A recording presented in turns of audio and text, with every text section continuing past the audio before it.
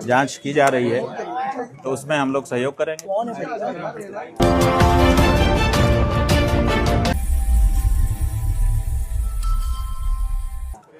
क्योंकि पुलिस को, स्टेट को किसी मामले को निस्तारित करने में जितनी रुचि है, उससे ज़्यादा हमें भी है कि एक कलंक लगाया गया है, जल्दी से उसका निस्तारण हो। लेकिन जी नीचे करो, नीचे करो यार, मुंह पे आ रहा है। जी नीचे कर लीजिए, मुंह पे आ रहा है यार। ठीक है, और बताइए। आप वकीलों को भी अपने अधिवक्ताओं को बुलाया है? हमने किन्हीं अधिवक्ताओं को नहीं बुलाया है। अधिवक्ता न्यायालय में काम करेंगे, यहाँ क्या जरूरत है।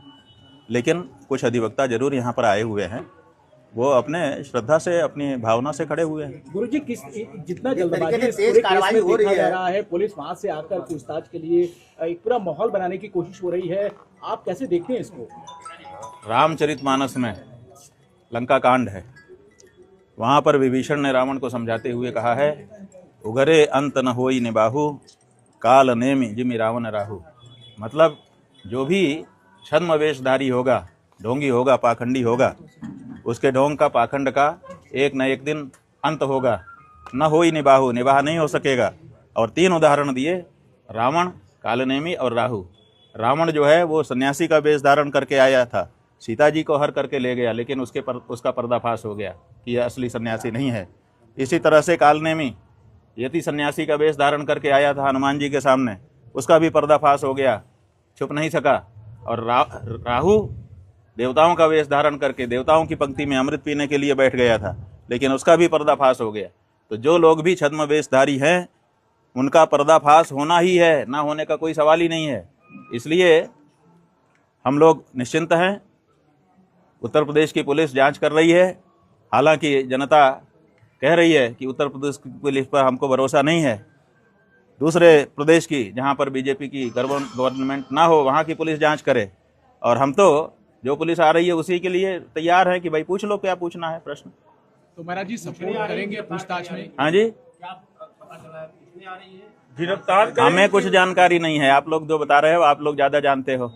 गिरफ्तारी का प्रश्न नहीं बनता है, क्योंकि गिरफ्तारी 3 कारणों से की जाती है। एक, जो घटना हुई है अगर, तो उसका एविडेंस सुरक्षित रखने की दृष्टि से। दूसरे, मेडिकल टेस्ट कराने की दृष्टि से। और तीसरे, जो अभियुक्त है, जिसके ऊपर आरोप लगाया गया है, वो कहीं भाग ना जाए।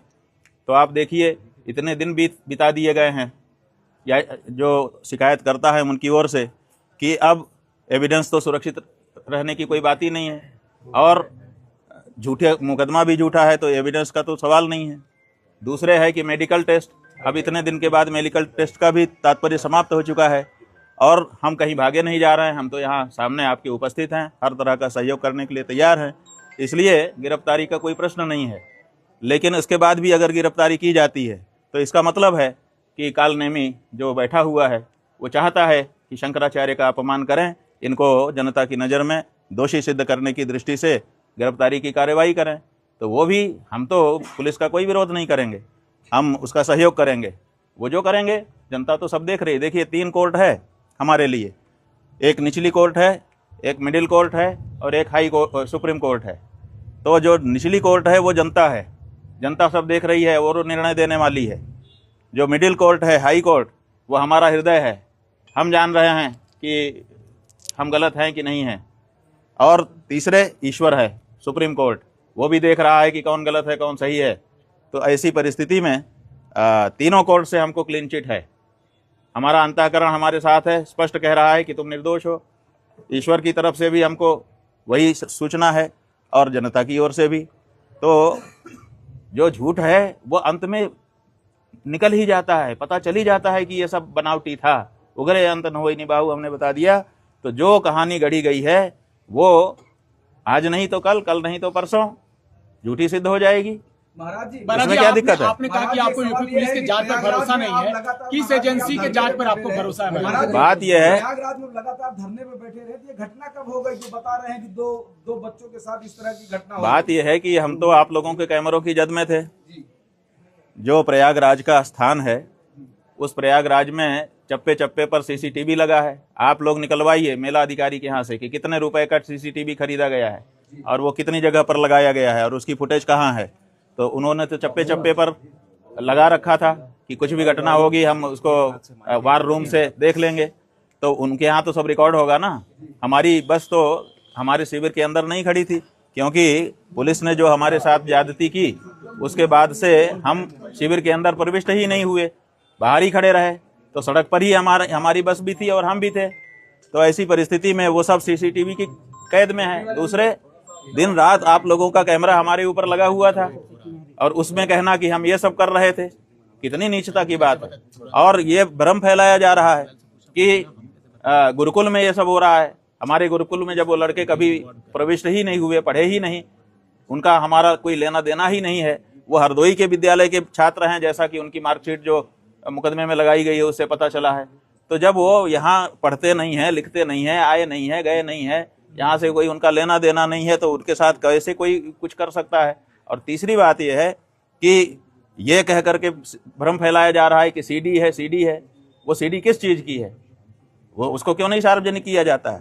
कहा जाता है कि बच्चों के साथ अन्याय हो रहा था और बच्चे जो है वो निकल करके गए, हमको आकर के उन्होंने बताया। जैसा कि देखिए कोर्ट में क्या है हम नहीं बता रहे हैं, लेकिन जो सार्वजनिक रूप से आशुतोष ब्रह्मचारी ने कहा है उसके आधार पे हम आपको बता रहे हैं कि वो कह रहे हैं कि बच्चों ने आकर के हमको बताया कि हमारे साथ ये हो रहा है और फिर सीडी भी लेके आए बच्चे।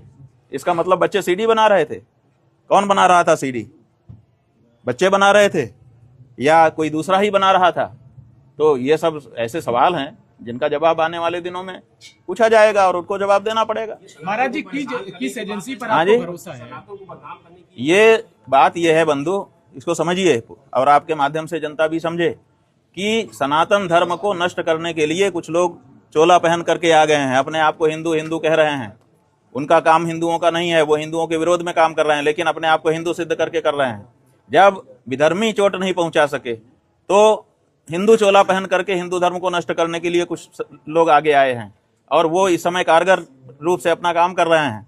एक शंकराचार्य नाम की संस्था है, 4 शंकराचार्य जो देश में हैं, वही सत्य सनातन धर्म की बात इस समय कह रहे हैं। अब इनके मन में है कि अब हमने सबको अपने वश में कर लिया, अब शंकराचार्यों पर बस में कर लें। अब शंकराचार्य बस में आएंगे नहीं, क्योंकि वो तो सत्य सनातन धर्म की बात करेंगे। तो अब उनके ऊपर प्रहार करो, तरह तरह की बात करो, ताकि उनकी मर्यादा खत्म हो और मर्यादा समाप्त होने के बाद फिर जनता से वो हट जाएं और उसके बाद हम एकाधिकार करके जो हम कहें वही धर्म हो। हम जिसको कह दें कि ये धर्म है वो धर्म हो जाए और जिसको हम कह दें कि ये अधर्म है वो अधर्म हो जाए। तो ये जो प्रक्रिया चल रही है उसी के अंतर्गत जैसे हम गौ हत्या बंदी की मांग उठा रहे हैं। अब बहुत सारे महात्मा है जो कह रहे हैं कि हम सत्ता के साथ हैं। अरे भाई, सत्ता के साथ रहो, कौन मना करता है, लेकिन जो गौ हत्या को समर्थन देने वाली सत्ता है, जिस सत्ता के समय में गौ हत्या बढ़ रही है, जिस समय गायों की संख्या घट रही है, जिस समय बीफ का निर्यात बढ़ रहा है, उस समय तो उनसे सवाल पूछो तो वो नहीं पूछ पा रहे हैं। वो कहते हैं हम इनके साथ हैं, वो ठीक हैं, उनके लिए सारी सुविधा है।